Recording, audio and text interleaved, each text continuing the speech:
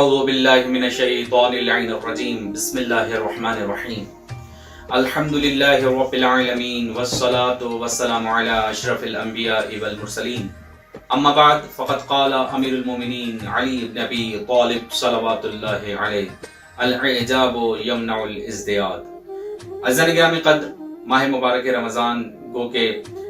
تیزی سے سفر کرتا ہوا جا رہا ہے اور ہم خود اپنی توان کے مطابق، اپنی استطاعت کے مطابق کوشش کر رہے ہیں کہ اللہ کے کتنا قریب ہو سکتے ہیں۔ عزیزان گرامی قدر، آج کی بات میں جس حدیث کو لے کر آپ کی خدمت میں حاضر ہوئے ہیں، یہ بھی مولا کائنات امیر المومنین حضرت علی علیہ الصلوۃ والسلام سے ہے کہ جس میں امیر کائنات فرماتے ہیں الاعجاب یمنع الازدیاد، یعنی خود پسندی ترقی سے روکتی ہے۔ وہ کس کی تشریح بہت زیادہ ہے، اور اس سے مراد کیا ہونی چاہیے کہ جب انسان خود اپنے اندر اپنے جس کمال کو وہ دیکھ رہا ہوتا ہے اور پھر دنیاوی طور پر بھی وہ جس کمال کی طرف جا رہا ہوتا ہے، اچانک سے اس کے اندر یہ بات آ جاتی ہے کہ بس میں ہی سب سے اچھا کر رہا ہوں، میری رائے سب سے اچھی، مجھ سے اچھا کوئی کر نہیں سکتا۔ یہ وہ وقت ہوتا ہے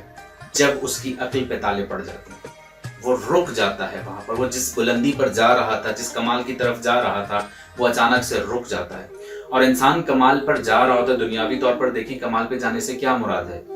عموماً ہم نے یہ دیکھا ہے کہ لوگ جب آگے کی طرف جا رہے ہیں، گویا آگے کی طرف جانے سے مراد یہ ہے کہ پیچھے کوئی ہے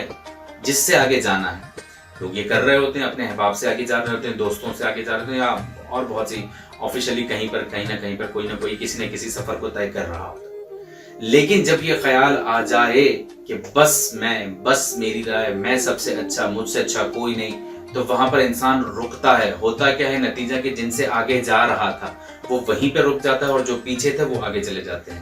عزیزان گرامی قدر، خیال کرنا ہے اگر ہمیں ارتقاء ایوولوشن کی طرف جانا ہے تو خود پسندی سے بچنا ہے، کیونکہ خود پسندی ترقی کے لیے مانع ہے، ترقی کو روک دیتی ہے، ترقی کے سارے راستے خود پسندی کاٹ دیتی ہے۔ عزیزان گرامی قدر، یقیناً مولا کے چاہنے والے خود پسندی سے دور ہوتے ہیں، پھر بھی پروردگار عالم سے دعا گو مالک اگر ہمارے اندر کوئی کوتاہی ہے تو اس کو دور فرما، ہم کو اس ماہ مبارک رمضان کے صدقے مولا کائنات کے تمام تر فرامین پر عمل کرنے کی توفیق عطا فرما۔ والسلام علیکم ورحمۃ اللہ وبرکاتہ۔